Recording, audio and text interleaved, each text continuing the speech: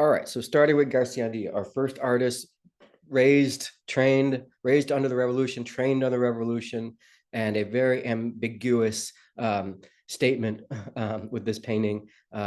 One, partly imported from other styles that are popular at the time in the 1970s, but two, seemingly removed from revolution, but three, offering a very positive view of love and intimacy and peace. And, on the supportive side, you could say this is exactly what you want from a revolution. This is the kind of moment that you can indulge because you feel the safety and protection and nourishing hand of the state kind of holding you up and protecting you and are giving you the ability to indulge in this kind of moment. So I think that's the other, one far extreme side of interpreting this painting, which many of you, I think, expressed very eloquently. Others said this walks a fine line between one or the other that could be interpreted as within the revolution or against. Others say this is very much a deliberate attempt to be removed from the revolution and say that there is a personal, intimate world of feelings that should be apart from the revolution,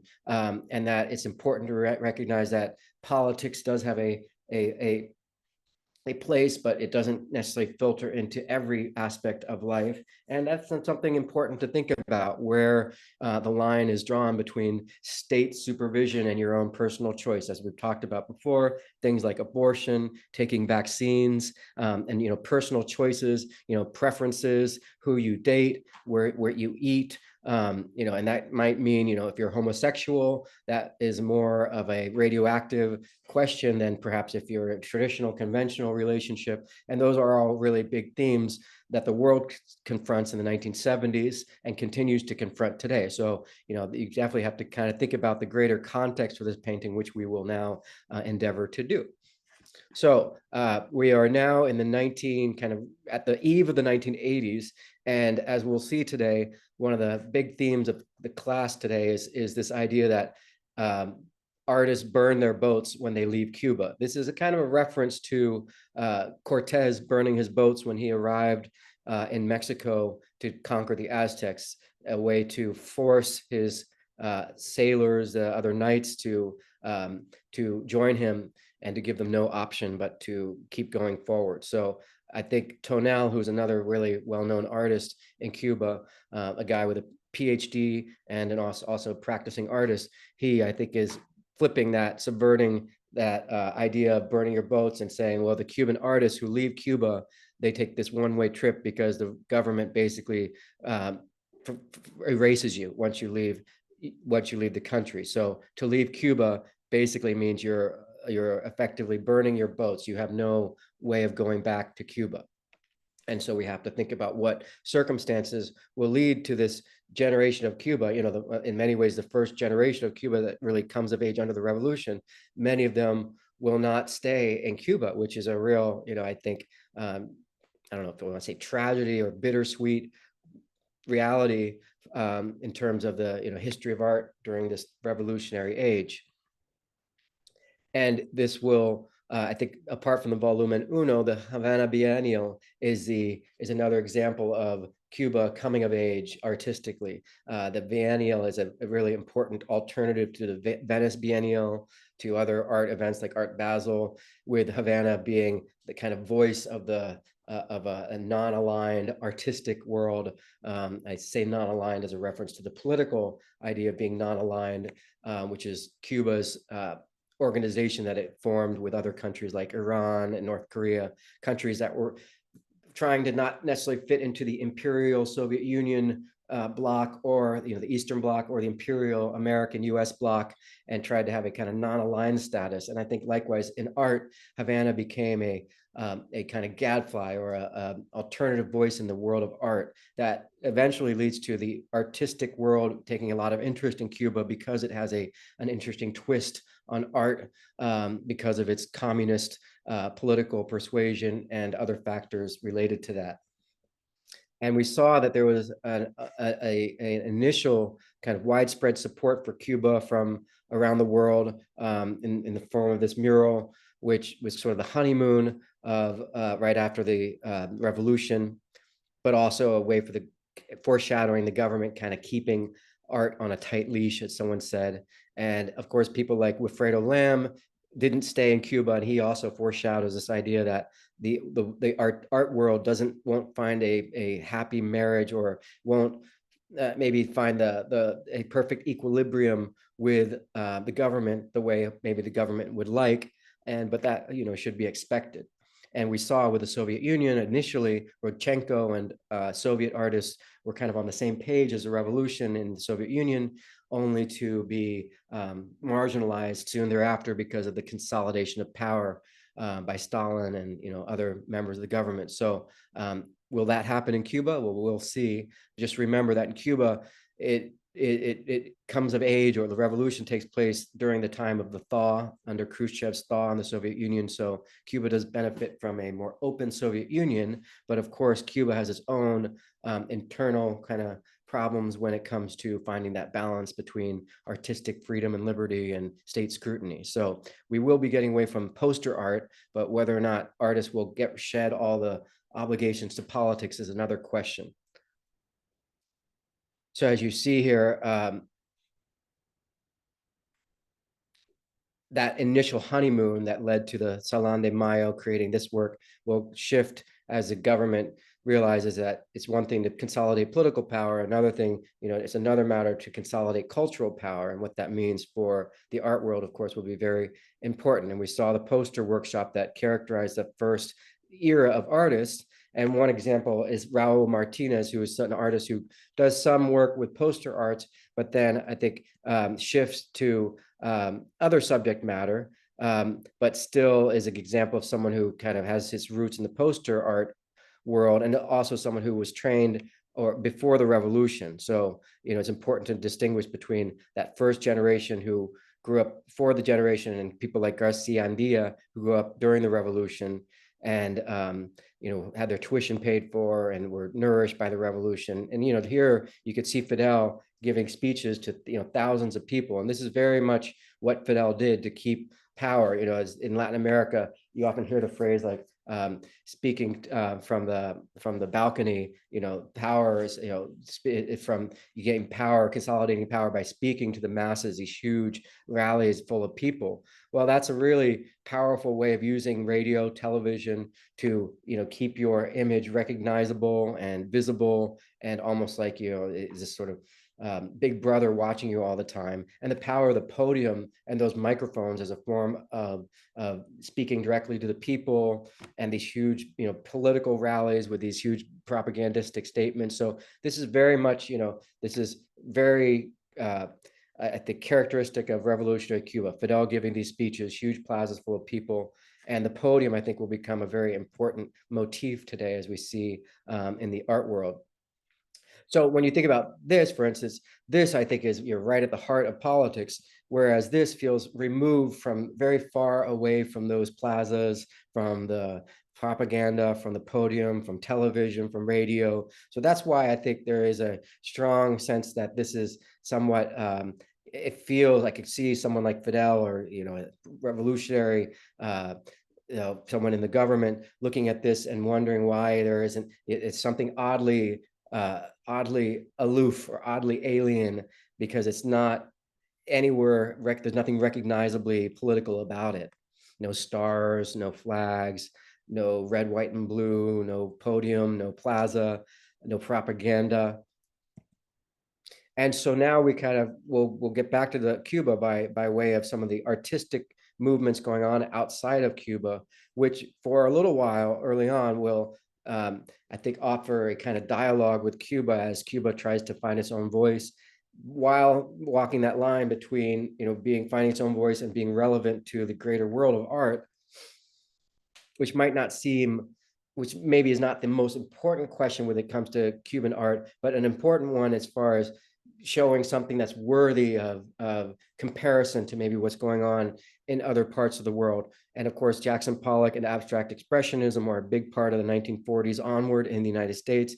That leads to Andy Warhol toppling the kind of self-importance of the abstract expressionist artists, who are very much about purity and expression and monumental expression at a huge scale. And then Andy Warhol brings this pop sensibility by showing you familiar consumer items And I mean, when I look at Andy Warhol's tomato soup, for me, I think it's basically saying like, look, you're willing to eat this stuff, so why don't you look at it too? Like if you're willing to eat tomato soup in a can and call it tomato soup and tell yourself that this is as nourishing as real tomato soup, well then why can't you look at artwork of the same thing? And I think that's just one way of looking at Andy Warhol, but also the familiarity of pop culture is, I think, that kind of common denominator that makes his art so ironic and or different from the abstract expressionist art. So we kind of go from the sacred to the profane with Andy Warhol, making these comments on celebrity status and glamour, treating Marilyn Monroe as kind of like a clown, or these industrial artificial colors that kind of suffocate or obliterate her humanity underneath. And then we get to Rauschenberg, who will be an important artist to look at for Cuba, especially next class, because, well, one, I wrote a paper about him visiting Cuba in the 1980s towards the end of this era we're looking at today, but also because he combines everyday objects in a way that is a great strategy if you can't afford regular art materials like painting and canvas. And so there's an odd kind of overlap or dovetailing with Rauschenberg style and what we'll see in the 1980s with Cuban artists likewise, not having access to art materials and maybe using everyday objects as a substitute. So there's a nice kind of overlap in their style. But when it comes to these other two styles, I think we'll see some Cuban efforts to either satirize what's going on in the United States and or get into dialogue with them. So of course, Andy Warhol famously documenting Marilyn Monroe, but also commenting on her death and pop culture. Mao Zedong, likewise. Now, I'm assuming this kind of painting would have gotten Andy Warhol in trouble in China because Mao Zedong is a very important figure in Chinese history, especially Chinese communist history. So to treat Mao Zedong this way is, I think, by definition, kind of a lampooning of an otherwise sacred icon, treating it with that kind of irreverence that he does with Marilyn Monroe. And I don't think you would ever see an artist in Cuba, especially in the 1960s or 70s, do this to Fidel Castro. Now, notice the brushstroke down below. That's kind of a homage and or kind of satire of the abstract expressionist movement. So he's definitely using the brush stroke as a symbol of that purity, the self-righteousness of those abstract expressionist artists that came before him. And so I think there's a strong sense of satire and irony in Andy Warhol, and likewise here. But here is your sort of Cuban equivalent, and we're looking here at Jose Marti. And so when you look at this, do you see this as is this artist? And by the way, Raul Martinez is one of the famous poster artists from this era. Do you see the artist here satirizing Jose Marti? Is this meant to be unflattering, and in the same way that I think Andy Warhol is kind of satirizing and or what would you say, knocking Mao Zedong off his pedestal, or just being kind of irreverent? Maybe it was called irreverence. Is this an irreverent painting?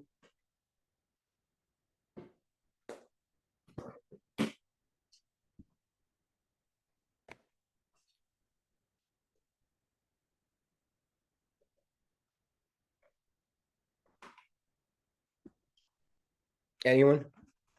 Bueller? Well, I personally see it as it has a stained glass quality to me, almost like a religious painting. So when I see this, it's a great moment to think about how, even though it might seemingly remind you of Andy Warhol's work, but I think because it's in Cuba there, and because of the kind of importance of the sacred, the revolution is sacred, I think satire doesn't quite work. And I think the artist is wisely not mocking Jose Marti, although the mustache, I've done some paintings of Jose Marti. It's hard not to paint that mustache without seeming like a kind of a mockery of him. But I think even that is still kind of treats Marti with reverence and dignity in a way that Andy Warhol doesn't. I mean, you could say, I don't know, if you feel otherwise, let me know. But I feel like you can't look at this and not think Andy Warhol is just sort of treating someone who's meant to be reverent, reverent portrait, and knocking it down with irreverence. And I think that's certainly part of Western world satire, going back to Voltaire or Gulliver's Travel, the satire, mockery, to be able to mock your political leaders. That shows that there's a kind of we allow for that kind of criticism, and I think that really depends on how heightened politics are, how much how much freedom of thought and freedom of speech you have in a country. Certainly in Cuba, there's a much more heightened sense of righteousness or romance or sacredness when it comes to the revolution. And so you'd want to be very careful to treat such a righteous figure, righteous subject matter with anything but respect. So I think Raul Martinez, being a poster artist, you can expect that he would treat someone like Jose Marti with only with respect and reverence. And I think he's worthy of all that too. But I think and especially because he's a sacrificed for the revolution. So he's not a political leader. He's not a communist leader. He's not a central leader. So perhaps we're comparing apples to oranges. In this case, though, now we are looking at a leader. And so, what do you think? Is this satirizing Fidel Castro? Because you could say, well, the way he's painted is perhaps less flattering. The colors aren't natural. The way this isn't natural. But even this, when I look at this, I don't think, okay, this is someone making fun of Fidel Castro. And the subtleties are what make the difference. So here, it's he's just posing. This is almost like an icon. It's not someone doing something, and not a person in action. It's just like almost like a saint, like the equivalent of a religious icon. And so you're adding those colors, almost degrades or denigrates the icon. Whereas here, because the artist is actually the subject is doing something, speaking at the podium. And it looks like sugarcane in the background. They're happy colors. Yes, somewhat unnatural, but I still feel like this is a flattering view of Fidel because it's still showing Fidel, doing something. So I think it still preserves this kind of sacredness of Fidel as someone who's, constantly at work and giving speeches and all that. I think really fits within this revolutionary framework. And having said that, I think the question that is, well, okay, good, he's in this revolutionary framework, but it still feels like almost still two steps, maybe one step away from poster art, but not many steps away from poster art. So I think this is an artist early in the revolution responding to what's going on in the United States.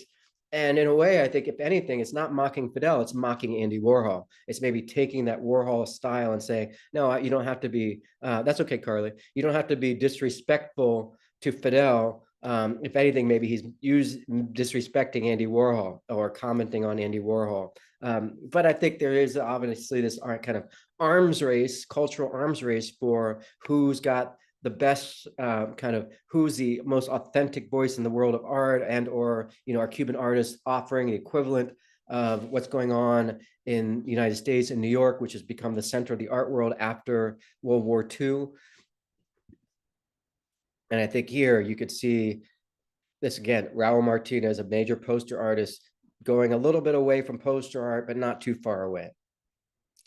And he does here, I think, go a little further away, with this being a kind of tribute to that Rauschenbergian style and or abstract expressionism. The brushstroke became almost a symbol of the abstract expressionist movement, of the expression, right? The self-expression, the brushstroke being a form of expression. And of course, it's very abstract, but I think Raul Martinez is keeping it somewhat less abstract than what you would see with the abstract expressionist movement, and a little closer to the pop art or even Rauschenberg idea of everyday objects, finding everyday objects, collaging them together. And in the end, I think we can agree that while this is a nice, perhaps, response or reaction to what's going on in the United States, this is not going to be what the revolution wants, because it's so hard to get some clarity from this because of the abstraction. Now, Raul Martinez isn't going to get thrown in jail for this because he's already paid his dues and made tons of poster art. So because he's already laid that foundation of within the revolution, something like this, I think, can only be interpreted as him paying some kind of even a snide tribute to what's going on in the United States, and or saying, look, we can do this too. and just sort of like a one-off or two-off. And certainly not him saying, oh, this is the kind of style of the revolution. I think this is him just saying, yeah, I can do that too. So what? Great, big deal. And remember, Rauschenberg will visit Cuba in the late 1980s, and that will be a chance for us to see whether or not artists in Cuba respect this style, what they'll find critical about this. And it is, almost, you can, even people in the United States would look at this and say, either my kid could do it, I could do it, and or so what. And you kind of have to be within the art world to truly appreciate, either abstract art or color or form for its own sake. So it's almost like a step further to expect the average Cuban to absorb this kind of art style and find it clear and intelligible. So I think one thing that's going on here might just be a somewhat of a mockery, a criticism of the United States here. Even the ass or the yellow dripping from it. I think that's open to interpretation, but it's not art that is made by artists necessarily who came of age under the revolution. Raul Martinez is a little older, so he's still an example of artists who are, after the revolution, showing their support for the revolution. So in this case, this seems like it is very much still clearly political because, of course, Fidel, the colors, the 26th of July movement is the name of his, the initial movement against Batista. So, this feels a lot more political. But for me, the problem is when you try to get political with abstract art, it's almost like you've become somewhat tone deaf. It's almost like using graffiti to make political art. Like the whole premise of graffiti is self-expression, territorializing, subverting the institution by taking your art to the street. So if Banksy, for instance, started doing, political art, and I don't mean political, but propaganda, in support of a president or a politician, that would feel weird because almost the whole point of Banksy is that he's, kind of taking it to the streets, right? So to use this kind of abstract language, brushstrokes and all this, and to kind of try to squeeze it into politics feels a little like apples and oranges combined together, drinking orange juice and milk together or something. So, I think we could agree, or at least agree that this style, while it's, beautiful because it is so expressionistic and so like emotional, doesn't quite get, fit into a propaganda, which seems to be what Raul Martinez is trying to do. And God bless him for doing it. I think it's great to see someone trying to bridge those two styles and make it, achieve both, politics and expression. But I think we can see why those two worlds almost kind of belong apart, that, individual expression can exist without politics. And here it's almost like you're forcing one on top of the other, like two, like salt water and fresh water kind of overlapping kind of thing. And I think a great example of that from the United States is Rauschenberg. Again, we'll look at his work next week. And I hope you read the PDF I posted on the on your syllabus, because that is an example of something I did in grad school, writing about Rauschenberg's visit to Cuba in the late 80s. And so Rauschenberg does this piece in reaction to John F. Kennedy's assassination. And, I don't know if this is, you might say this might be another example of someone trying to use, bring politics into this world of abstraction. Now it's more than just abstraction here. He's using silk screening and kind of using that Andy Warhol, like combining familiar objects, everyday objects, pop culture objects, even, astronaut descending from space, and using that style to address politics. And I don't think personally, I think it has some merit, but it's another example of kind of fresh water and salt water coexisting. And I like it for that reason. But at the same time, it feels a little weird whenever someone, is all about abstraction and expression. And then to kind of squeeze that into political framework can often, and depending on the work of art, can often come across as a little too like, you're it's like combining a pickup truck with a sedan and having the kind of the benefits of neither. You have, it's like a hybrid without the kind of any any kind of enhancing either the two components. So, you know, I'm just being somewhat negative here just to be critical, so we can kind of flesh out this idea of, you know, what is it about abstract art and or these artistic movements that might not feel appropriately political or whatnot. Well, here, you know, Andy Warhol, I mean, Rauschenberg is trying to pay respects or uh, show some kind of homage or memoriam for JFK. You know, he's pointing at a movement, kind of like Fidel speaking into the microphone. The astronaut descending from space is like both a heavenly, almost religious, like a cherub or an angel descending from heaven, but also a reference to going to outer space. But he's got that brushstroke, which is a mark of self-expression, so the abstract expressionist movement, but also pop culture and a religious figure. So this is kind of straddling several different kind of works of styles and subjects, and I think is cool because it's doing that in the same way. This is cool because it's doing it in its own Cuban way. But again, it feels like it's kind of combining things that are meant to be separate. So, you know, just something to think about, especially now as we shift to who I think is one of my favorite artists that we'll look at for many reasons, and that's Antonia Itis. And you can read a little bit about her in your book.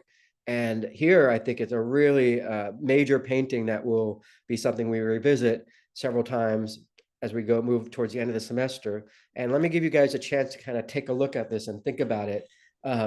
So she gets into some trouble for this painting, and or her other paintings, but I think particularly this one. Any idea, any comments on this painting? Like, for instance, you know, who are we? If we think about the framing of the composition, who are we meant to be as far as the audience in relationship to the subject matter here?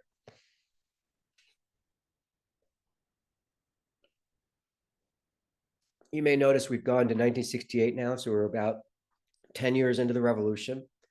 And Antonia Itis wasn't trained on she was, I think, trained right before the revolution or during it. So she's definitely a little closer to that first generation.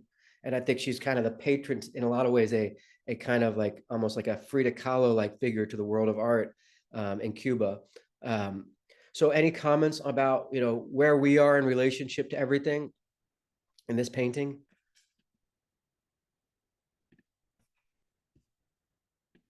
So we saw the podium too, remember? Yeah, I think that's the idea, that she's framed us as a political leader. We're on stage about to speak into the microphones. So the equivalent of being like Fidel, having that direct access to the people. And notice the people. I think it's, you know, it's interesting to think about what it is about this painting that perhaps made her so vulnerable to criticism, susceptible to criticism. I think part of it is maybe the way she portrayed the audience, somewhat, you might say, grotesque, somewhat, you know, black and white, so not much gray area. Yeah, and not individual. Yeah, that's great. I was gonna say, I'm glad you said that instead. Yeah, it's almost like treating people like you're not people, but rather like non-player characters, to use video game terminology, or like treating people like, you know, emoticons or like grotesque emoticons, or just like blank, you know, ghost, or and I think that might be a statement about the way people behave as a group. You know, we all behave one way individually, but you get us into a group and, you know, we start, you know, playing to a different fiddle. And I think she could be commenting on the way the Cuban people are so subject to these political slogans and or the importance of the plaza and rallies and the way people behave as a group. Now, of course, we've got that barrier which isolates the podium. I think PCV is a reference to, I think, Colombia and the political situation, but I don't think that's necessarily relevant or important for our interpretation of the painting, because I think it's really about her just showing the exclusivity, like a velvet rope. Typically, like when you think of a velvet rope, which is the name of um, that dipping rope there, what do you think of when you think of a velvet rope? What does that normally correspond to, like in the United States? Where do you see velvet ropes? And it's funny, it's not really even a rope, and it's probably not even velvet. But so when I see that, I think of a club, right? You wait, people waiting outside a club. Yeah, exclusive access, right? A velvet rope is meant to say you're on the outside everyone here on the inside. And the velvet rope is just pure pure symbolism or pure nonsense, because these clubs, they want you waiting outside because they want people driving by to think, oh, that place is really popular, look at all the beautiful people waiting outside behind the velvet rope. So it's really this symbolic kind of thing that just reinforces that the appearance of status. So I think there's an element of status here, political status, and then that only makes the audience look all the more grotesque or dumb or like simple, like cattle, almost like a cow's grazing. So I think there's different ways you could interpret this, as far as it being a negative reception for it, the way the people are portrayed, or the exclusivity of politics. And of course, you are almost like Fidel Castro here, about to give a speech. So maybe someone could criticize this in Cuba as, how dare you assume to have the same access to power as Fidel, or and I think that's a very interesting question. Like, in Cuba, do you have a microphone? Do you have access to the microphone? Or is that something you relinquish to someone who's has the divine authority to have access to the microphone? Because in a way, the microphone is I think you could argue that's similar to this idea of a divine right leader draws his or her strength from heaven, claims to have authority from heaven. Well, likewise, having a podium and a microphone means that you have almost like this heavenly power. Your voice has this omniscience or omnipotence. And so I think you could see a microphone as almost like having like access to the divine, symbolically, of course. And I just mean that as a metaphor for power. Like, your power comes from this kind of divine source, which is this technological ability to amplify your voice, and to isolate that from everyone else kind of reinforces this idea of status and hierarchy, especially when everyone else doesn't even have a face and they're not individualized. So a very powerful painting. And because of it, I think it gets her into trouble, not because of the painting so much, and this is a really important point, but because in a society, wherever you are, even here in the United States, I'm sure everywhere where you guys are from, you will always have people who are opportunistic and might use the situation to benefit their own career, and using the kind of taboos and the things that are sacred and not sacred, using that framework to criticize someone who dares to perhaps blur those boundaries or venture into subject matter that perhaps challenges the framework or makes us more aware of the framework. And so as a result, Antonia-itis gets some really negative feedback from people. And if you read this here, it says this was exhibited in 1968, so 9 years after the revolution. It was considered for the finalist, so that was, a lot of people loved it, clearly, but she did not receive the prize. And thereafter, she was criticized by Jose Antonio Portuondo. I should interview this guy. I wonder if he's still alive.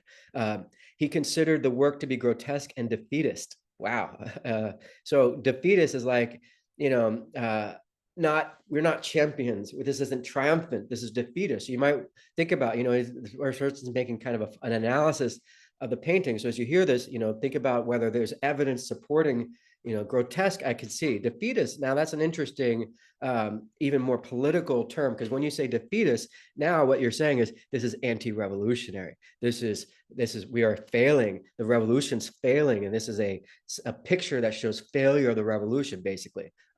In essence, counter-revolutionary. In the painting, the revolution's populist crowd is transformed by the painter into a common herd, a mob of grotesqueries to be manipulated by the speaker to do his bidding. The empty and waiting podium makes the audience feel the absence of the demagogue, a powerful presence in reverse. So, an interesting twist or take interpretation of the painting. I think the most important part is that someone with political ambitions used art as an opportunity to advance their own agenda.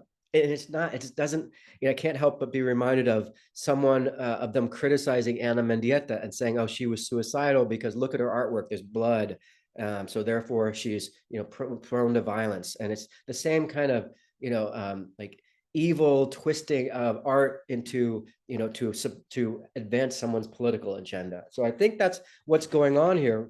And so her art maybe was so unclear and so unclear enough where someone could take that lack of clarity and twist it into a counter-revolutionary critique And that is in fact what they do. And so it's interesting to think that a lot of people were supporting her work, and then someone or a few people came along and said, wait a second, hold on, this is grotesque, this is defeatist. And then you can imagine some people, if that happened in the United States, some people might say, oh yeah, I see that. Or some people might say, oh no, that's wrong. But in Cuba, if you say that, once you hear other people criticizing someone for being anti-revolutionary, you probably are going to be a little more careful, because you could very quickly, by association, be criticized as well. And I think it's important to understand how that kind of groupthink happens when, if someone's against the revolution, or someone says that person's against the revolution, very quickly other people might just form a consensus because they don't want to get in trouble. So there's a kind of big brother is watching idea. It's similar to if you have video cameras everywhere and how we behave differently when video cameras are everywhere. So if every person in the country is potentially, a video camera, someone, a metaphorical camera that can scrutinize you and rat you out to the officials, turn you in to the government, right? Deplatform you, then you're going to adjust your behavior and be a little more careful. And I think that sadly is what happens with Antonia Itis, with the criticism of her. There's this kind of collective persecution that goes on whenever anyone deviates from the revolution. And that might be artistic deviation, but it could be sexual deviation. Like, to be homosexual might also be something that, people report you for behaving in a way that's not revolutionary. So we live in this era in the 1970s, you do see a lot of persecution, and I think that heightens a sense of paranoia. And also, it's a time of opportunistic people to advance their political agenda by tearing someone else down. So it says the cultural political turmoil that began in 1968 with the publication. Oh yeah, so this is basically, artists who are, also rounded up and, thrown in jail because of, writing things that are critical of the government. And there is definitely a lot. This is the beginning of people criticizing the Cuban Revolution for putting writers in jail. So, artists, writers, filmmakers, I think it's, a whole different experience depending on which, I think artists might get into trouble less easily than maybe a writer, because writing is so clear and precise. So it's you might have to just consider each realm, cultural realm, faces its own form of paranoia and scrutiny in the 1970s. Especially if you're a writer who's also gay, for instance, right? So someone might go after your sexual orientation as a way to just knock you down a few pegs because they feel insecure about your success as a writer, right? So you could see how very easily human nature, which is not perfect, can give people the chance to. You could use that sort of that greediness, that competition, that sense of you don't like someone because they're more successful than you, and you can twist politics to help you tear people down or criticize them. And in fact, that's what happens with Antonia Itis. So her work was exhibited a long time, alongside work by Raul Martinez, whose work we just saw. And so she, as you see here, Itis depicted the most dramatic and grotesque situations of human condition. We'll see some other examples of her work in a moment, which caused her work to be misunderstood by the revolutionary government, leading to her early retirement. Now, that is quite the euphemism, leading to her early retirement. They're basically saying she was forcibly retired early because her work didn't fit into a revolutionary framework. So you can see she does continue to make art, but it's sort of like being put out to pasture, as they say, or put into the rubber room. Still alive and standing and breathing, but not at all supported and venerated by the government. Now, they do atone for this, I think, real horrible destruction of her career, if you will. In 1989, she's awarded the Felix Varela Order, which is a big deal, but it feels like a little too little, too late. But we'll show you, I think, the government making a big course correction in the late 1980s. That's something we'll look at next class. So, good for them for finally figuring out that they need to celebrate her rather than criticize her. But, by then, I think, her career had suffered because she didn't have that state support through the next decade or so. And it's important, I think about how her experience rippled into the imaginations of other artists who probably saw it as a kind of warning about what might happen to you if you deviate from the script, right? So that's important when it comes to the other artists who come of age in the revolution, who hear about Antonia Itis and look at her artwork and see that she's now making paper mache for children because she, which is great, paper mache is great, but clearly she, was the state pushed her into kind of a what you might marginalized her. And if you don't want to be marginalized as an artist, you might have to learn from this lesson. And so the lesson, what is the lesson? Well, maybe you want to avoid anything overtly political. Maybe you want to avoid anything that comments on society as a whole, or maybe it's about that grotesquerie, the defeatist quality. So it's not really totally clear. And I think it should raise the alarm for other artists. Like, what is it about her work that might get you into trouble? It would be the equivalent of stepping on the third rail, as they say, which is the electric rail in the subways that you don't want to step on. And that leads us to these artists from the 1980s. And I think when we look at them, you have to think about, well, is there anything about their art that is in reaction to what we've seen from the 1970s, either not wanting to look like poster art or wanting to be in dialogue with Andy Warhol, Rauschenberg, abstract expressionist art, and or not grotesque like Antonia Itis. And so that's something to think about, not grotesque like her, but the way her work was criticized as grotesque. And so maybe avoiding that same reception is a goal. So those are three things to think about with this first wave of artists. And we'll get back to this example in just a moment with one of my favorite artists, Elso here. And of course, that's Jose Marti. So next class, make sure you read about Erased Rauschenberg. I think particularly that's my master's paper about Rauschenberg visiting Cuba. So these are things that you can read about, and these are all on the module. So if you don't see the syllabus, you can see this on the module later. So now we get back to inside the revolution, outside the revolution, or against the revolution. And I think we could agree that this was seen as against the revolution because perhaps of the depiction of the audience as being just sort of, black and white, non-individualized, as Dacia said. And so I think one of the responses to this is conceptual art. And you see conceptual art in many dictatorships because I think it's by design like a code language. It's a way of hiding, obfuscating by using kind of almost like sleight of hand, like a magician's tricks to distraction and deception. So conceptual art, I think, is a really wonderful strategy for, and similarly, like satire is a wonderful strategy, or sarcasm, right? So on YouTube, there's a few YouTubers who use sarcasm to avoid the YouTube algorithms that are very critical about, or very, I think, censorious, or I should say, like they're used to control or to process what is said in a YouTube video and see if it fits within the guidelines. So people use code language now on YouTube, instead of saying sexy, they'll say spicy, right? And maybe if you're new to YouTube, you might watch YouTube. Why are people using words like spicy instead of sexy? Well, it's so they can avoid scrutiny. So similarly, artists might use conceptual art because it's a way of, addressing things indirectly, right?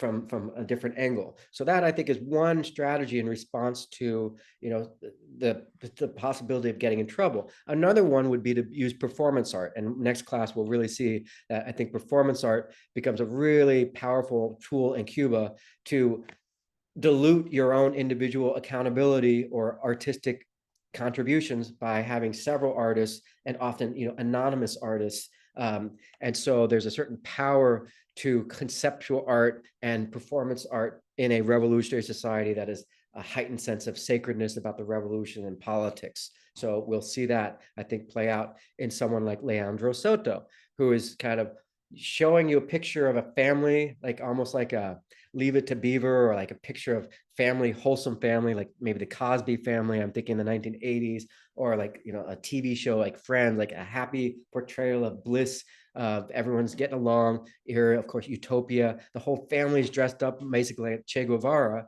And so the artist here is using that picture, which can only be seen within the revolution, as a starting point, I think, to start criticizing. It's almost like a makeup mirror, and then the words around are, I think, are also somewhat propagandistic. But I think the whole point here is this artist is saying, okay, in order to not get in trouble, let me use as a starting point something that can only be seen as within the revolution. And then within that, I can start kind of pushing buttons and subverting things and playing around with the subject in a way that still is somewhat maybe critical, but can't be criticized the way they criticize Antoniaitis. Because look, there's nothing grotesque about this. They all look like Che Guevara. There's nothing defeatist here. Look, they're all dressed like Che Guevara. So this, I think, is a very important kind of strategic response to the 1970s.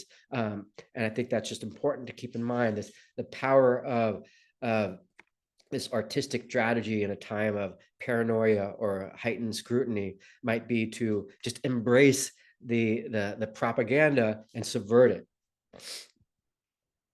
And so, yeah, I think a really important chance to think about, perhaps Leandro Soto, who we'll learn about in a moment, how he might be one case of, learning from the experience of Antonia Itis.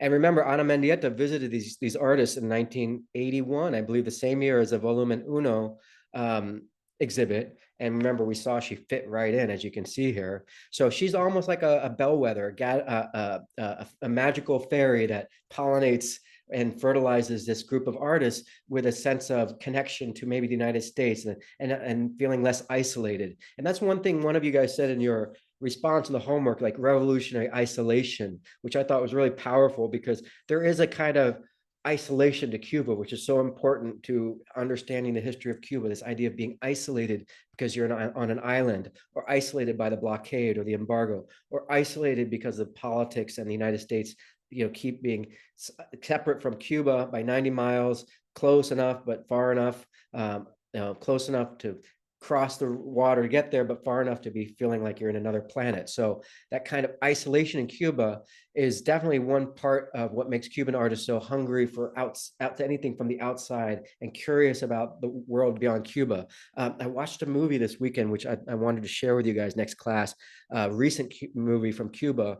It's in Spanish. We don't really need to speak Spanish to appreciate it. It's about the punk rock and roll scene in the 1990s, and how they're kind of getting pirate radio from the United States, listening to rock and roll. And so that feeling of isolation from the rest of the world, and the hunger for things going on beyond Cuba, is definitely an important part of understanding art in the 1980s.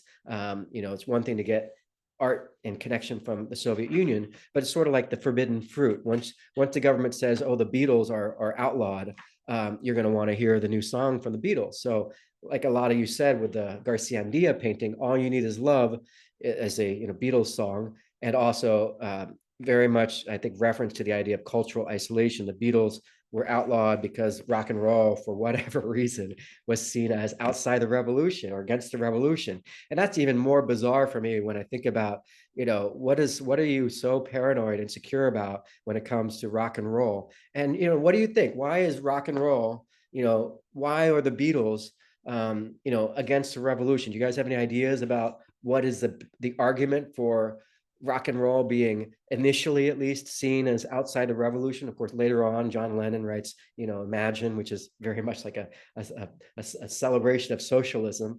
And so John Lennon now has a famous statue in Havana. It's very interesting. So they've course corrected there. So why do you think rock and roll was seen as counter-revolutionary early on in Cuba?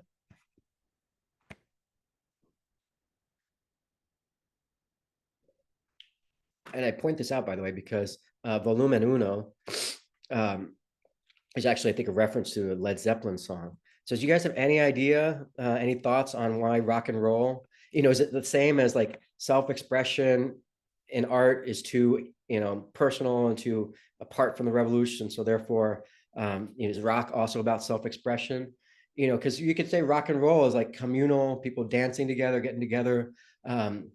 It's strange to think that music can be seen as like, political, number one. So maybe that's just it, that music is kind of beyond politics. It's source of maybe competition anxiety, the same way maybe religion seems to be in competition with the government. Maybe if young people are worshiping celebrities like John Lennon or Elvis, maybe the government thinks they should be worshiping Fidel Castro and Che Guevara, not Elvis, and not not whoever the famous celebrity singer is. So, there could be an element of that.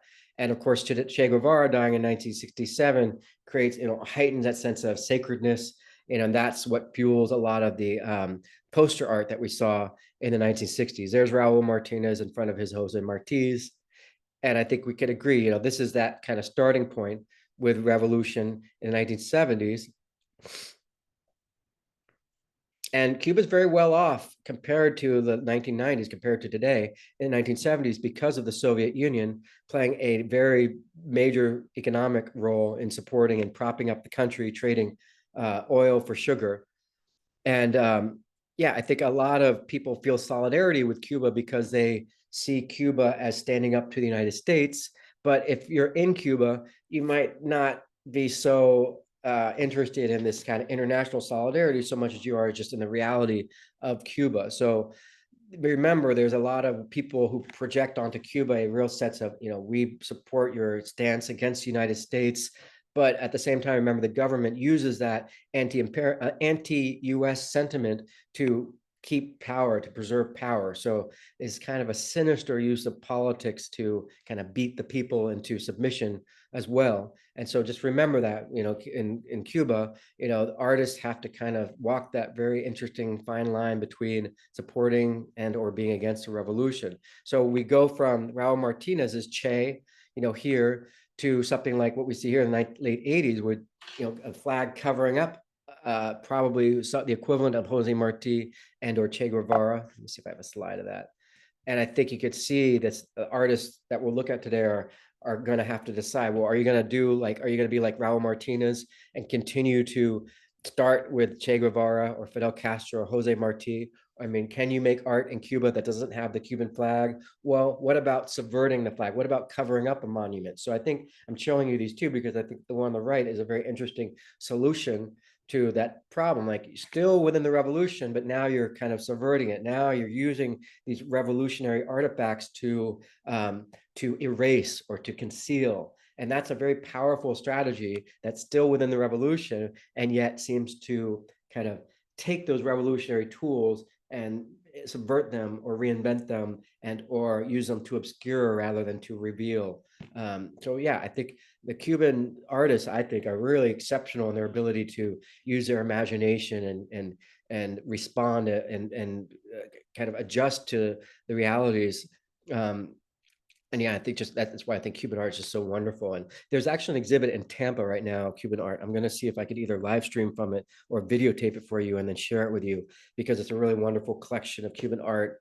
And I think a chance for us to kind of see what people are collecting in Cuba.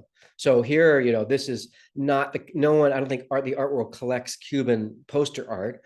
And a lot of this is falling apart, but this is definitely something you see all around Cuba. Yeah, again, just sort of, this is your sort of propaganda. And some artists do join in, do get paid to make propaganda. And this might be something, as an artist, you make a living doing this. But someone like Antonia Itis probably would never have enjoyed doing something like this. And I would like to think that many artists would choose not to make poster art, because it is sort of so kind of one-dimensional, if you will, and or so constricted by politics. And of course, remember, all this kind of serves a greater agenda of the Cuban government to promote revolution in other countries. We saw in Angola and other places. And well, how does this affect artists? Well, maybe they might be enlisted to make art, propagandistic art, or in other cases, and it's someone like Joe Bedia, he goes into the art world to avoid the draft, because a lot of Cubans were being drafted to fight in Angola, and to avoid that draft, he chooses to make art. And so, just like in the United States, with a lot of young men avoiding the draft by going to school or moving to Canada, artists in Cuba can avoid the quote unquote draft by joining the art world. Or maybe you can escape from persecution by joining the art world if you're a homosexual. And so just keep that in mind. It's the art world is both, I think, a refuge, but also, you're also meant to be, people who work on behalf of the revolution when you, become an artist. Oh yeah, here it says that Fidel Castro once said, "Our enemies are capitalists and imperialists, not abstract art." But his tone quickly changed in 1971 through 1976, a period Cubans refer to as the quinquennial gris, though the 5 gray years. So yeah, I think that's a real expression of art. Fidel Castro initially not recognizing the power of culture, and then realizing, oh wait, culture is really important. So let's take control over it, and not give it much free reign. So that's really, I think, a shift. And this is when many artists get thrown in jail for being gay. Man, this is when a lot of people leave the country. This is why someone like Wilfredo Lamb probably was happy not to stay in Cuba. At the same time, you really have to understand that there's a lot of good, maybe positive things going on in Cuba, of course, with education, medicine, healthcare, clean water, electricity. But it's one thing to have the ability to go to school, another thing to be able to read whatever book you want, right? One thing to be able to send your son or daughter or neither to school, but another thing for them to get a gainful employment as, that's not just working for tourists at a hotel. So for instance, you see this family code in 1975, the same year Garciandia's painting, All You Need Is Love. And that rule basically says men and women have to work equally in the household. So that goes to show the revolution going deep into the family. I mean, imagine in the United States if there was a rule that said men and women have to contribute equally in the household. I mean, that's really going into the personal sphere in a way that you would probably never expect the government here to go. And also very tricky when it comes to legislating down to that individual level within the family.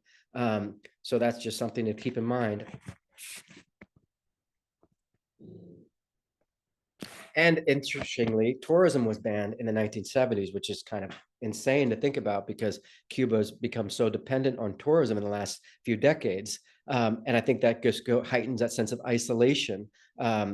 People really, I think, are still in that kind of revolutionary framework. And so there's no real connection to even the previous eras of history. A lot of, I'd say, for all intents and purposes, a lot of sense of that connection to the pre-revolutionary history is somewhat erased or disconnected until the revolution comes around and realize, okay, we got to fit this revolution to a larger framework because of things like UNESCO,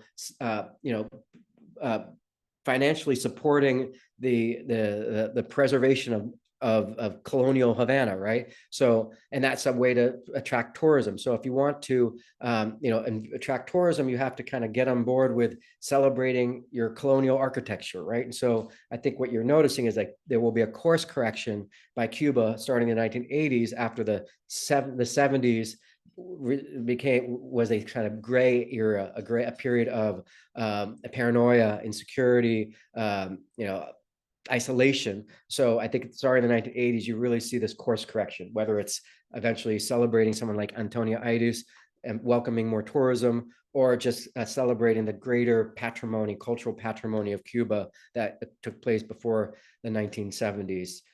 Before the revolution. And of course, now you can kind of appreciate, I think, a little better how this painting fits into the 1970s. I think, as Dacia said, you could see this as a moment of joy within this hard times, the 1970s, at least in terms of, the maybe paranoia, cultural paranoia, people being rounded up because they're prostitutes, pimps, or homosexuals. So I think this is a very powerful statement of like removing this, yourself from the revolution and just indulging in a moment of joy and respite and comfort or relaxation with someone else. And politics is just very far away. The podium is very far away. You're far away from the plaza, but not doing so in a way that makes Garciandia subject to criticism the way Antonia Ides was. So I think you might consider how this painting perhaps relates to that Antonia Ides experience.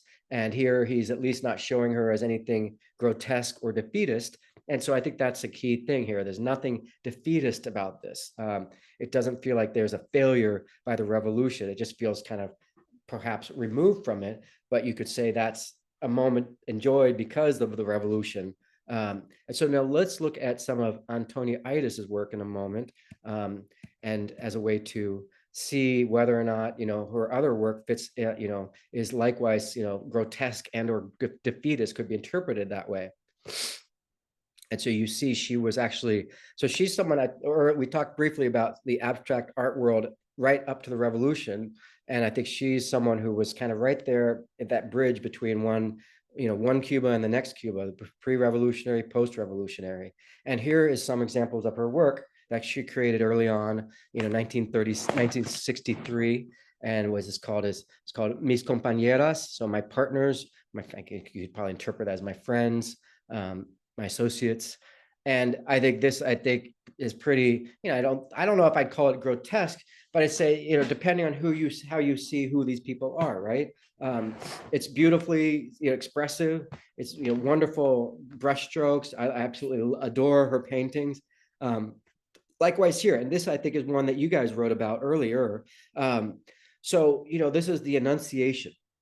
The Annunciation is a very important scene from Christian biblical history, Christian history, where the Virgin Mary is told she's pregnant.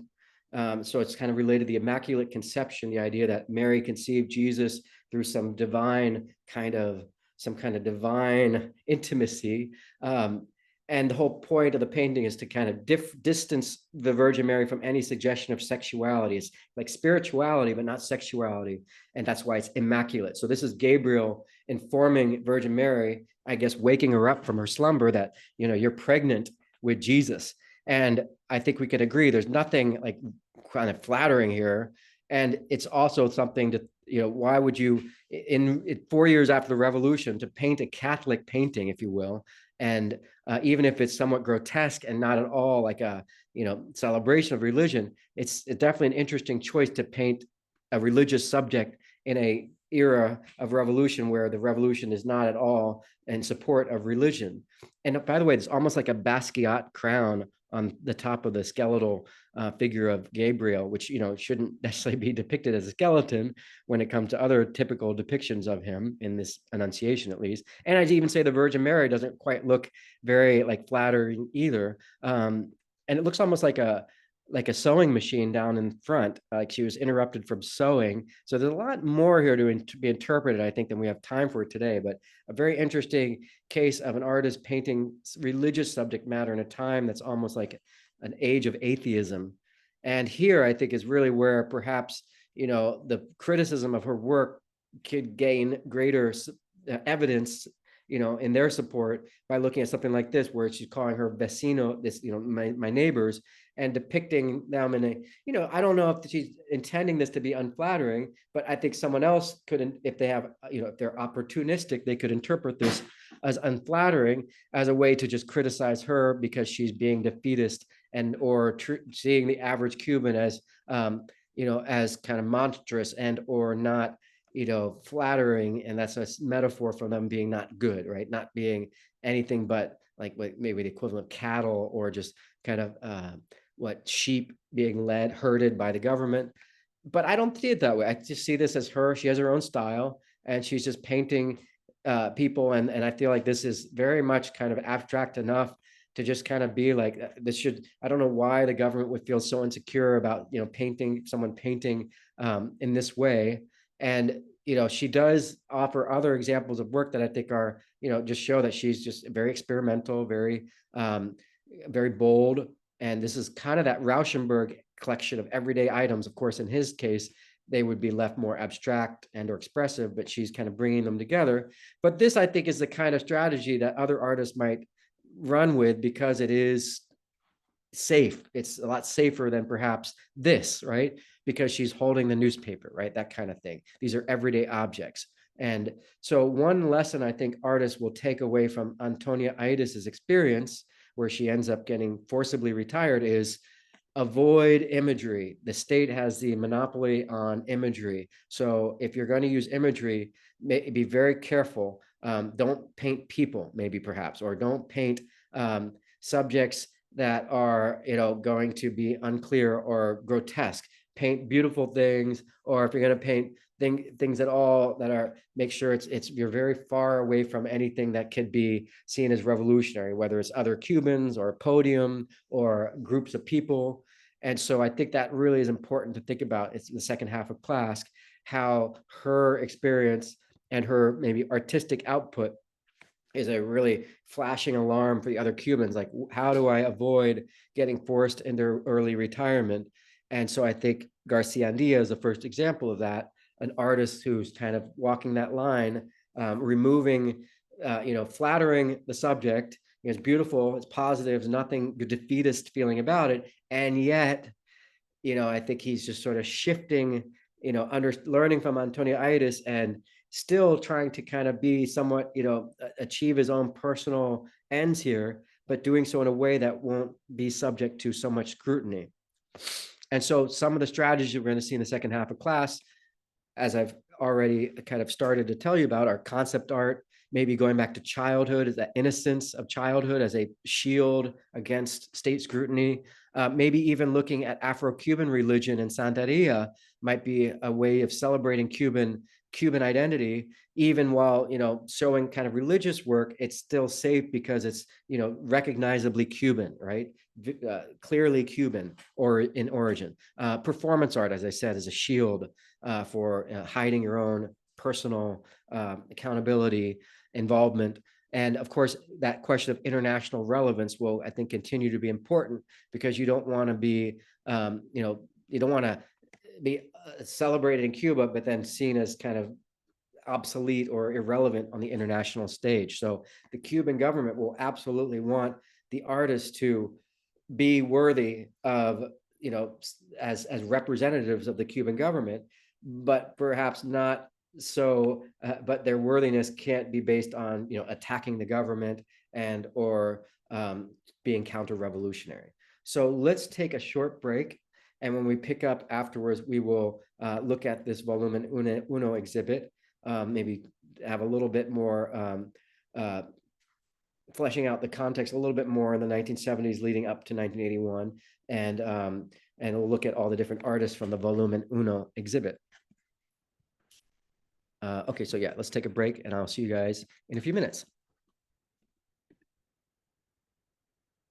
Where we left off. So one thing I would point out, just to put add a few final notes about the 1970s as we reach the 1980s. Of course, these institutions that support a new generation of artists, training them.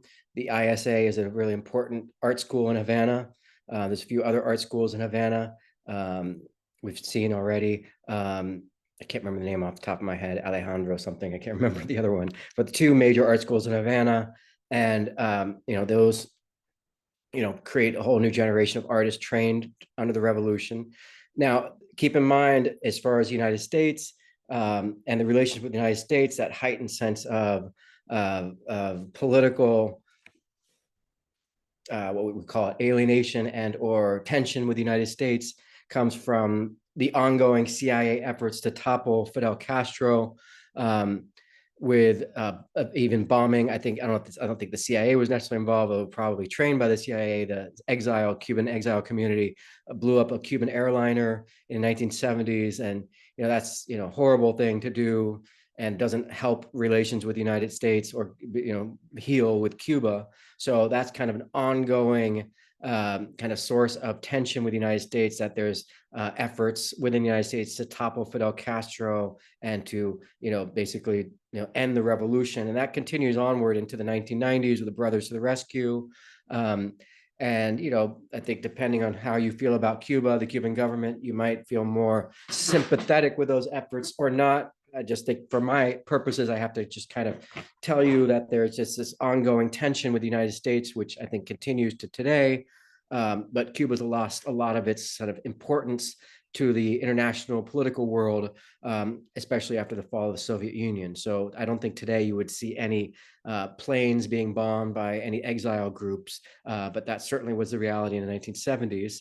And more also importantly, as far as this era, this generation of artists who are trained by the revolution go into the countryside, do literacy campaigns, and very much like you'll see with the Mexican Revolution. If you take my Mexican Revolution and Mexican muralism class, I mean, we talked a lot about it briefly.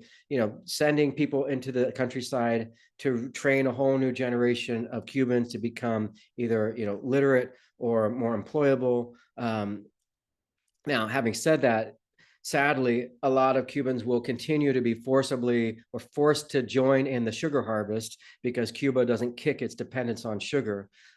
So sadly, that I think is a real strike against the Cuban government, that they continue to kind of basically forcibly force people to work for harvesting sugar. Now, at the other extreme, though, you do have this kind of atonement for the 1970s, which starts kind of late in the decade, which we'll see more of as we move on. But celebrating art, celebrating homegrown Cuban art, and celebrating the importance of graphic design in 1970, late 1970s. But that's kind of at the eve of an era where artists start shifting away from graphic design. And again, I think that the state monopoly on graphic design, is partly why Antonia Itis gets into trouble, because compared to poster art, her work looks like night and day. And so because poster art becomes, and graphic design becomes, the monopoly of the state and the kind of official visual language of the revolution, which is very heroic and colorful and positive, you really have to be careful not to offer anything that veers too far away from or overlaps with the state's monopoly on graphic design and photos and photography. So that's why the Volumen Uno title itself is almost like flows from this Garciandia approach to making the title of his work "All You Need Is Love." Well, showing a blimp, the Led Zeppelin symbol, or even the name, a Led Zeppelin is like, a Zeppelin is a blimp, and a Led Zeppelin made out of lead would fall and crash and burn, which of course is what happens with the famous example of the Nazi Led Zeppelin. But just to use rock and roll as a starting point for your group's work, the Volumen Uno, which is the title of the 1969 Led Zeppelin album, I think goes to show that there is a kind of gadfly effort, a kind of provocative underlying streak, or a provocative provocation is central to this new generation of artists who are participating in Volumen Uno. And well, where do you exhibit? Do you exhibit in an official ministry? Do you exhibit in a private home? And the government has to figure out a way to allow artists to exhibit in a way that's not just so within the so obviously state sanctioned. There needs to be either one, private homes, or in the state, or you need to create spaces for a third alternative. And that's just the reality with Cuba. With within the revolution, everything; against it, nothing; outside of it, nothing. Well, what about, where do you exhibit art? Does it have to, do you put it in the Ministry of Culture? Do you build new buildings for art, or do you put it in a private home?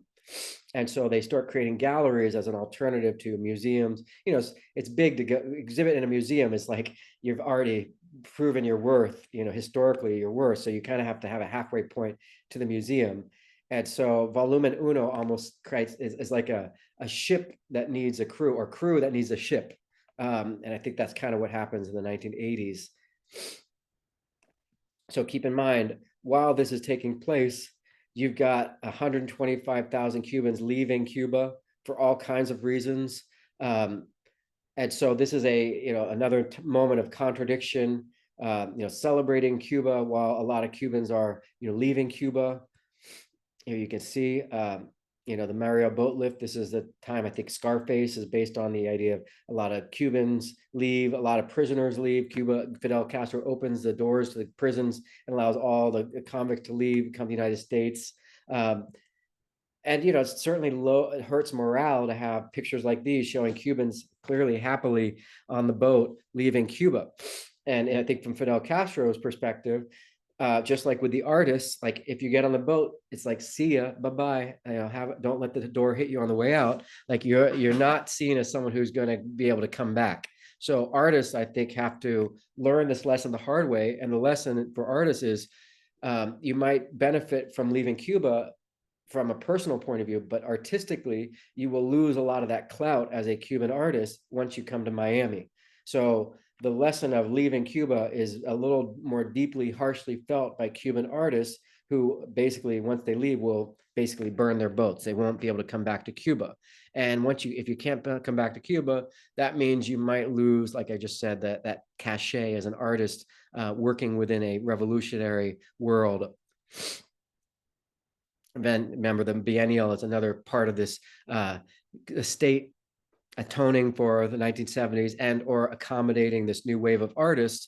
And the government will realize that artists are a wonderful way to extol the virtues of the revolution by saying, look at these artists. Not only are they making art, they're free to make art, and look at how worthy their art is. But of course, from the artistic point of view, they're thinking, okay, yeah, we want to make art, we want to benefit from the state support, but we don't want to get in trouble. So there's very interesting, I think, kind of like a tap dance going on. Mutual benefit, but also there are invisible parameters that we have to kind of reveal to truly understand what's going on here. So remember those different strategies, maybe going back to childhood imagery, avoiding the state monopoly on graphic design, not making anything that's too quote unquote defeatist and or grotesque. And so I think you'll see a lot of those strategies playing out here with everyday objects. Garciandia clearly has gone away from painting. He's not painting hyperrealist anymore. Now he's, finding stuff that might be more visibly, recognizably Cuban, whether it's, the words, the language. We don't see any titles that are Beatles songs here in the 1980s. Almost like he's paying tribute to Frank Stella here, but adding these sexual components here. You don't quite see it here, but more so here. And that definitely is pushing the boundaries, I think, especially combining the hammer and the sickle with sexual imagery is definitely something that will, I think, be subject to greater scrutiny depending on the time. And I think the fact that Garciandia doesn't necessarily get too much scrutiny at this point is, I think, just a fact shows that the government has come a long way from the 1970s.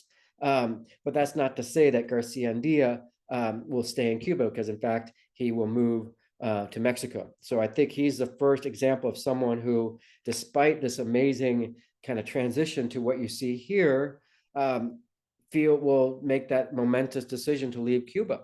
And I think he's one of the first who really learned that once you get to Cuba, your career suffers. You lose some of that qualities. Maybe similar to maybe someone living in New York, leaving New York and working somewhere else, and perhaps losing that network, but it's much more heightened in Cuba because the government really sees anyone leaving as a betrayal of the government.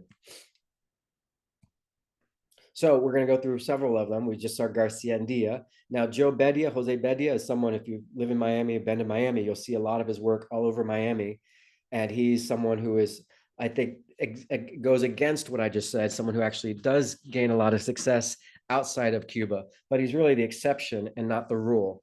And I think he really embraces Cuban culture in a way that, we saw that one strategy is to, if you're recognizably Cuban, your artwork looks somewhat Cuban, then at least you're still within the revolution, even if it's, visualizing Afro-Cuban culture, which I think is what he's doing here, celebrating Taino imagery, very much in the Ana Mendieta vein. Remember, we saw her work on these kind of wood-like surfaces with paint and very like simple iconography, like Taino imagery. So I do feel a lot of Ana Mendieta's ghost haunting some of this artwork.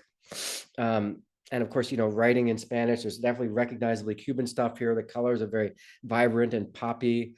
But he leaves Cuba. In his case, partly because he didn't want to fight in Angola and probably die. A lot of people who go to war end up, wounded or worse. So I think that's his own sort of story. And he ends up being very successful in Miami. As you could see, his artwork is kind of like a very ubiquitous, very visible in Miami, and translates into different forms very nicely, as you can see here. So good for him. And I think a question will be, well, whether he returns to Cuba one day. And I'm sure it's that thought has crossed his mind many times. We got a manta ray and mariposa and manatee. These are Taino words. So, the star is kind of a reference to Cuba. I think you could say that. But I think most of the other artists who leave Cuba will not have the same success. Now, in the case of Elso, he doesn't leave Cuba. He actually dies of cancer at a very young age. So sadly, we don't get to see too much of his career beyond his sort of early coming of age. But I think you see some of Ana Mendieta's artwork inspiring him, embracing natural forms, kind of human representations with natural forms. And I think maybe even perhaps kind of that primitive approach to art, as a way to avoid politics, going back to kind of a deeper, almost Neolithic approach to art. And it does feel very kind of removed from the revolution. And maybe that's the whole point, right? It's hard to really scrutinize this, even for being beyond the revolution, because it's just so primal. It plucks a very primal string here. And yet you could still say it has some vague references to, maybe a bird of peace, the crucifix in the middle. I think though something like this is very firmly, within the revolution, because now you've got Jose Marti. But this is much more than like the flat pictures of Jose Marti that we saw from Raul Martinez and his poster art. This is like the standing revolutionary holding the machete and kind of on his last legs, perhaps, but still standing. So, I think it's really, unless there's anything that's clowning or satirizing Jose Marti, which I don't think there is, I think you can only be celebrated for a work like this. And I think rightly so, because it is a very powerful piece. And if you think about it, you could make the argument that he's avoiding the revolution by going to a deeper route, which is Jose Marti, someone who you could say is both someone who is celebrated in the United States and celebrated in Cuba. So I think it's a really interesting strategy to use Jose Marti. It's safe, but also someone who's before the revolutionary era. So I would say Jose Marti might be someone who will continue to be resonant because he's such a powerful kind of bridge between the two worlds, pre-revolution and post-revolution. And he's still, I think, celebrated, supportive. And of course, here, it's almost like a way of saying his dream is still alive. He's still alive. He's still standing. He's still fighting, even though he's, being, what equivalent of arrows sticking into him. And those are like fleur-de-lis, like maybe a symbol of colonialism, but a very powerful statue. And sadly, only one of few examples that we'll see from Elso due to his passing away. Feels almost like a reference to some perhaps early Christian art, primitive Christian art. So I do think you could see the Jose Marti as being like a Che Guevara figure here. Just a few other examples of his work, and we'll see those all on display together in one of the exhibits he does. So this is Cacho, a different artist, but I think clearly paying some kind of homage to either Ana Mendieta or to Elso. Yeah, I love his work. Really sad that he didn't live much longer, but wonderful to see this, all the work collected together here. And for me, it does really remind me of Ana Mendieta in so many ways, not completely, but in some ways. Yeah, 32, so young, so sad. And then others in the show. This is all volumen uno, Michael Fors. I think you could call this more conceptual art. Gory, another artist, conceptual art too, maybe, photography, but combining imagery. Here we see the first example of, being at the threshold of the water. And this is a really, I think, sets the stage, foreshadows a lot of things we're going to see moving forward, which is artists addressing the idea of the water and crossing that barrier separating the United States from Cuba, and the danger this will come to represent when a lot of people start crossing that barrier to seek freedom in the United States. And so this, I think, is a more safe foreshadowing of what comes later, which is the dangerous voyage and the one-way voyage crossing to the United States. So the pool side as almost a stand-in for the moat that surrounds Cuba, isolating Cuba, and maybe even foreshadowing the idea of the pool as like a tourist luxury, representing, symbolizing luxury and tourism. So, beautiful juxtaposition of poolside with, other kind of imagery that I think is meant to represent either the United States or just kind of a surreal use of photography. But you notice there's no, this isn't poster art. but this also isn't Antonia-itis. So for me, this is like the conceptual art where you're using familiar objects and using those objects to address a situation, and you're safer because it's all familiar objects. You can't say that someone painted this poolside, and I think photography is somewhat safer than painting because you're not necessarily the supreme author. You're kind of co-opting or appropriating other things, and your authorship is just in the combination of those two things. And he likewise, Monzon is kind of using conceptual art and or installation art. And you'll see other artists who are contemporary in Cuba continuing this approach to, simple material. I'd say this is minimalism with some concept perhaps, and certainly a lot safer than, painting pictures of someone standing at a podium. And likewise, this is like a Rauschenbergian everyday object, combining everyday objects. This is in the National Gallery in Havana. So this is actually, example, this is celebrated by the Cuban government today. But, like most of these artists, they leave Cuba in the late 80s or the early 90s, which is really a break in their careers, everything that came before and then everything that came after leaving Cuba. And I'm sure if you look at their art, you can't help but imagine that it's probably a totally different subject and everything once you leave Cuba, because you're no longer responding to being in Cuba. And of course, you have to wonder, well, what makes people reach the point where they do decide to leave Cuba?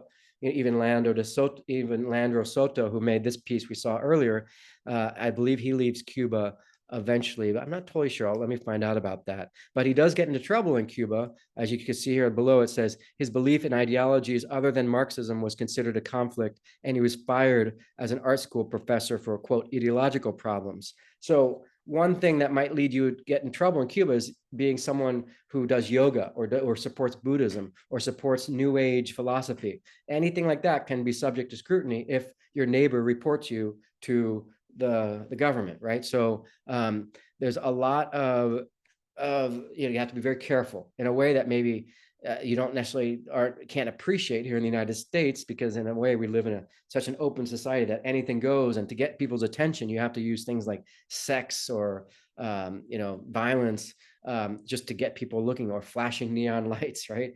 Or weird gooey liquids. Or often in the contemporary art world in the United States, you see a lot of people combining like sex and childhood or nostalgia, and using this Andy Warhol like imagery. So, there's kind of, you could maybe argue like a perversion in the United States art world, because we're so, focused on individual success. And I think Ana Mendieta's story kind of shows you that perversion in the art world, where we're so obsessed with being a celebrity or being famous or being, a celebrated artist. And we don't quite have that communal commitment, perhaps, which is, for good or for worse. So someone like Tomas Sanchez, and we're going to, I think, end on his work. He's very famous. I'm sure a lot of you have seen his work.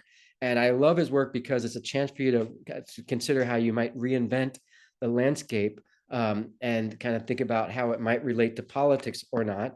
So here in this case, you might think of, well, water could represent the psyche, right? The individual. We are all beings full of water, right? So the water as your journey through life, and maybe the forest is obstacles, or maybe the landscape around the water is society or politics, and you have to navigate through politics. So, and the future is that, horizon line that's far off. And so you might think about whether or not Tomas Sanchez's work is within the revolution or against it. And so here you can see his work is, on one hand, a landscape painting, but I think it would be very wrong to just say it's a landscape painting. It's more like a surrealist landscape, or even like a religious, like treating nature as like a religious sanctuary. And then, of course, once you get to that point, you have to wonder, well, then are we outside the revolution? Are we against the revolution? And I think the real irony, or the real fun part of what I love about Tomas Sanchez is, well, but we're still in Cuba. Look, I see palm trees, I see tropical tropical environment. So even if it's far away from the podium or from the plaza or from the propaganda, we're still in a recognizably Cuban place. And of course, given that there's a long tradition in Cuba of the picturesque, of the landscape paintings, it's almost like you can see him almost taking a page from the Garciandia playbook, but here in this case, there is something recognizably Cuban. These aren't intimately close pictures of someone, but we see them in context. And so Garciandia's strategy was to remove the context, bring you so hyper close to the subject that you're kind of just in a kind of state of bliss or feeling and intimacy. Well, here you have a broader view, a wider view, and you see the context. And what is the context? Well, the context is definitely Cuba, but with a kind of surrealist twist. And the idea of looking across a barrier, watery barrier at someone else, is, I think, a thing that we're going to see, become a very important part of Cuba and artists visualizing this idea of crossing the Straits of Florida to seek freedom and or a new life in the United States. And this is all the more, it continues to be very important in Cuba, with 20% of the population leaving the country last year. So even though Tomas Sanchez, I think, is pushing buttons here, he's celebrated. He won the national prize for painting in 1984. But this is work, I think, that comes a little later. And perhaps he's working under the shield of being a celebrated artist. And that's what perhaps gives him kind of the confidence to perhaps tackle subject matter in a somewhat underhanded and or maybe not underhanded surrealist way without veering into any criticism. But so, you might think of these other landscapes, painting of Cuban landscape in 1930 is very far removed from the political changes going on in the 1930. And so these are almost like escapist, you could say, and or just a kind of calm while there's a storm going on, in the world around. And so it does fit into this long tradition of the Cuban landscape, but it's not a landscape painting. It's inspired by the Cuban landscape, but he's clearly tweaking the environment so it almost feels like a dream, maybe in that Miro-like Magritte feeling of a dream-like world, the subconscious mind, its way of seeing the landscape. I mean, like a dream, time and space are operate differently. So it's an interesting question to think about. Well, has the government criticized where could they criticize? How could you criticize? And I think one source of criticism might be, well, this figure is finding some kind of sense of peace and bliss and sanctuary away from anything recognizably revolutionary or socialistic or governmental. In the same way, there's kind of this peace and calm in the grass. You're very far removed from anything political, and this is even more removed, right? You've got someone who's very far away from other people too, right? They're not looking at you right in the eye. So because of that, here it's, we kind of know this is this person, right? Whereas here it's like this could be a symbol for any Cuban who's just contemplating their future or their destiny or their relationship to Cuba as a place, and whether or not you lose that connection once you leave Cuba. Do you lose when you lose that physical connection to Cuba? Do you lose like a spiritual connection? You're almost like the cloud drifting. Your mind might be the cloud drifting, over somewhere else, and your mind has the power to drift and travel. And so that's why, again, I think the water is like a powerful symbol for perhaps the psyche or the transformation, water changing forms as it, navigates through the topography. And so waterfall is like almost like a precipitous transformation, sudden, and perhaps that could symbolize, the collapse of the Soviet Union. You could certainly interpret it that way. And I think that's what's so powerful, that you could, this idea of seeing the landscape as a symbol of politics, while also seeing it as maybe a way to remove yourself from politics. A cenote or sinkhole in the middle of nowhere. Is that political? Is it apolitical? Is it neither? Or here's someone sitting in the middle of the forest. He is, I believe that Sanchez, if not him, but others, if they, I think, got in trouble because they were, supported new age lifestyles and or yoga. And when I was in Cuba the first time in the 90s, I met people who were interested in photography and yoga. And that, I think, was a way for them to indulge in some kind of spirituality absent the ability to go to church or indulge in anything spiritual otherwise, and are also a way of reclaiming your own autonomy in a world where there's so much scrutiny. And I think likewise, art is a way to proclaim or assert your autonomy, your abilities in a world that's somewhat stifling and or where everything's scrutinized. So, a water spout, a landscape, the water running through it, you could see this as similar to, navigating through hard times when there's danger on the horizon. But I love his work, and I think it's very powerful because it's ignoring the politics and the metaphorical stuff. It's just a beautifully painted, and it's very hard not to imagine yourself being that person sitting there indulging in this moment of bliss and peace and calm. And it does feel like it's intentionally, deliberately, like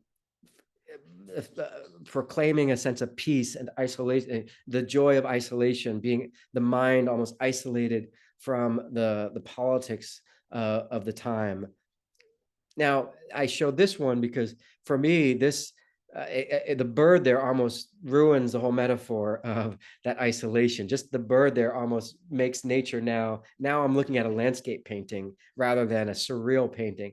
I think additionally, because it doesn't quite have the conceptual warping of the landscape, this feels like a very real landscape. So this I included as an example that for me doesn't quite have the same surrealist quality. It just feels like like a painting of someone sitting at the water's edge. So for me, not quite as powerful as something like this, which feels like someone has kind of done something to the landscape to make it more than just a normal landscape. Or here, an island with different people looking off into the water, kind of foreshadowing people contemplating leaving Cuba. Yes, so that's fine. I see your message, Joss, about leaving early. Any comments about Thomas Sanchez's work? He's someone you might want to write about for your final paper. Do you like his work? Do you appreciate, or do you think is he being political with this work of art? Do you guys think? Is this within the revolution? Is this against it?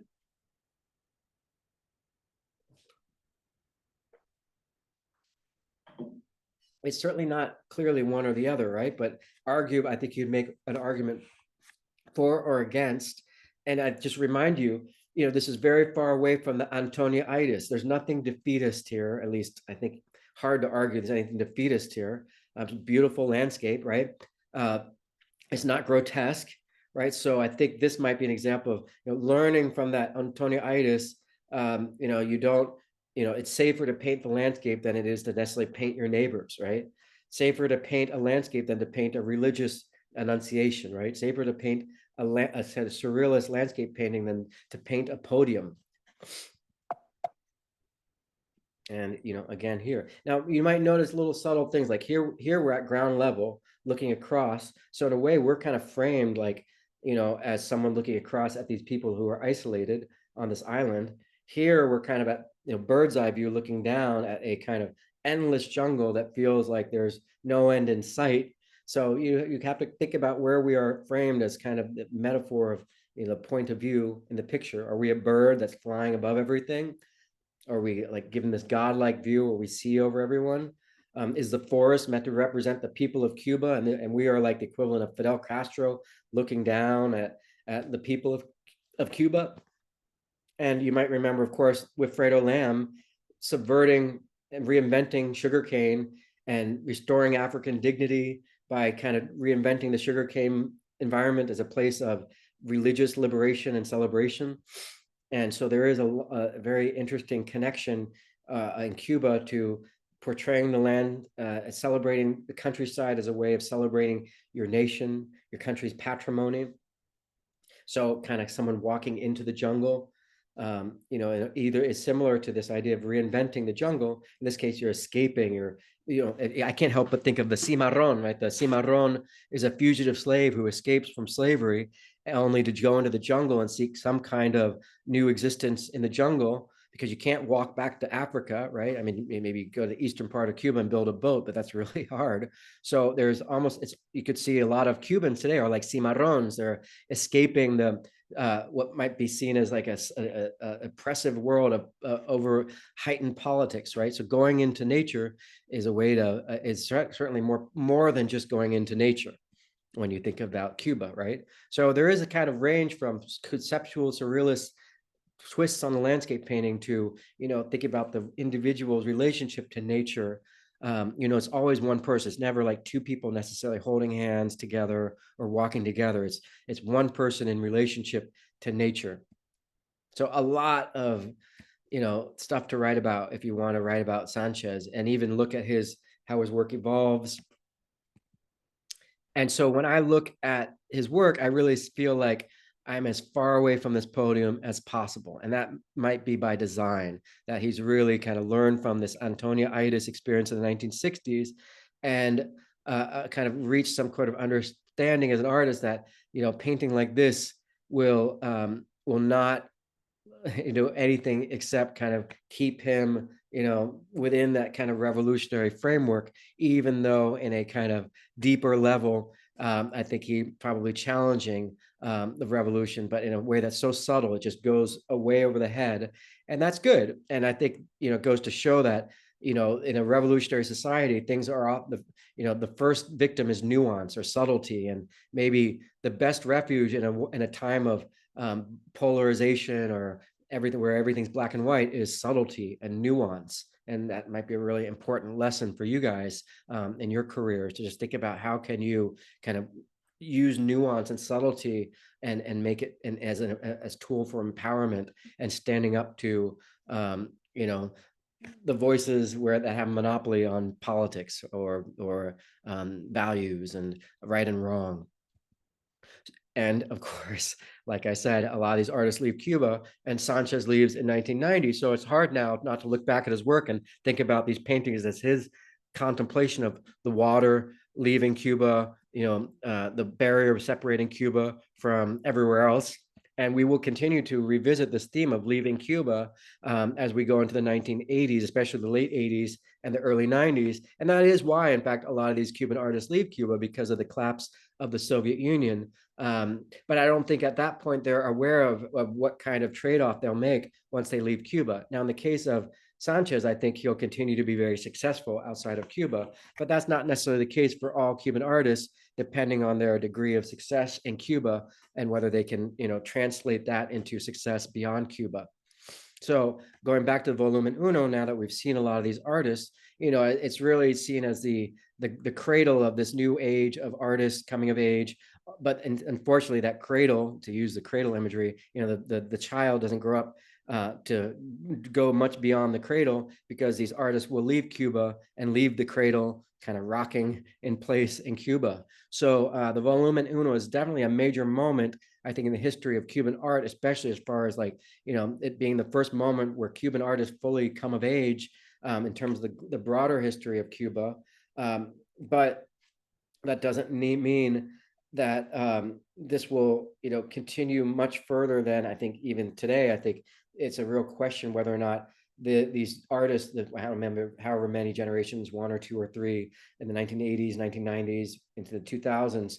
I think now it's really a question whether that momentum will continue further, or if there's now a kind of diminished, declining momentum because so many artists have left Cuba, and or if the artists who remain in Cuba are increasingly kind of elite or exceptional. And as an artist, the more out of touch you become with the average Cuban or the average person, the more kind of elitist you become. And I think you lose a lot of your kind of value and your resonance with, the average person, as an artist. So again, this theme will continue as we move forward, the idea that you burn your boats once you leave Cuba.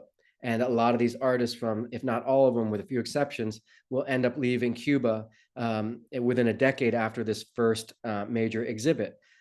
But there will be another kind of another moment, and I think another kind of it will continue for a little longer into the late 80s, but we will focus more on performance art.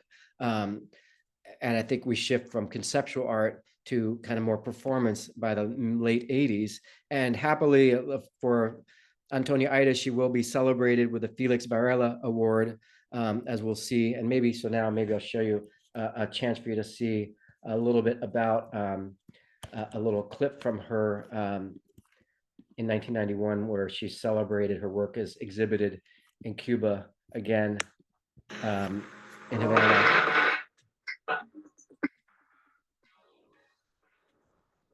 I don't think you guys can hear what I'm hearing, but just the music playing in the background. And here's her work on display.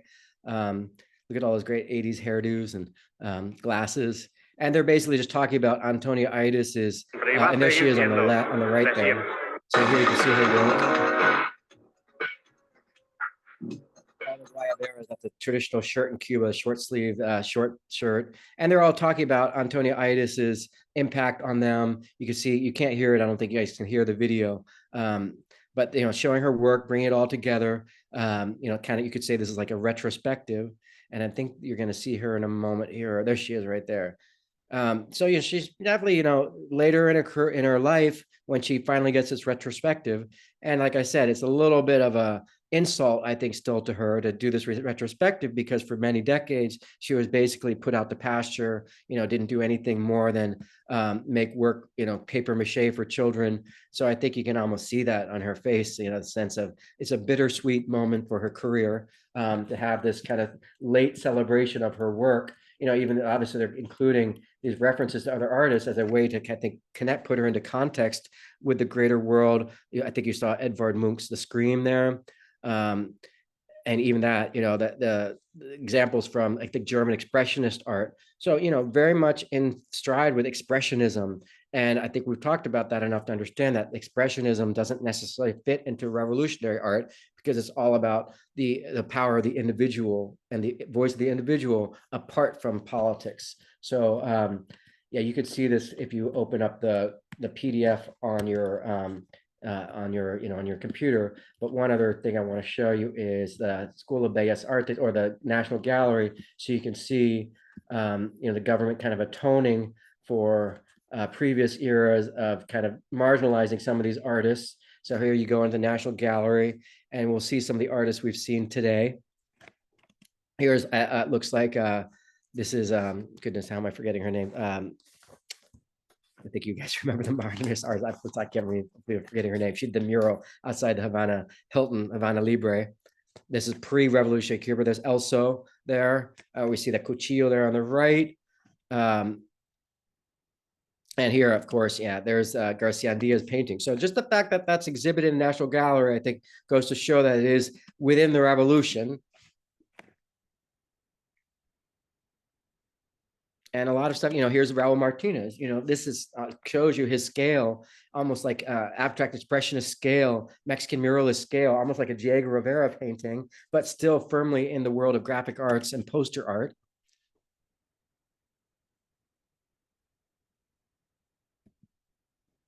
So yeah, I think just the revolution will atone for a lot of its mistakes in the 1980s, but I think even so that even such atonement must will take place within a world where there's other changes that are much bigger going on that will represent a kind of existential threat to the revolution, namely the fall of the Soviet Union in the late 80s, and of course the other corresponding changes with Gorbachev, perestroika, and glasnost, the cultural thawing and the political thawing, economic thawing, and the shift away from communism towards capitalism. So that will be what we look at next week, and performance art. And any of the artists we've seen today, you can write about for your final paper. I would encourage you to consider writing about other living artists, so perhaps you could interview them or just kind of chronicle their work as it relates to more current events. But I think even so, a lot of these artists from this era are still responding to the same things that are relevant today in Cuba, which is,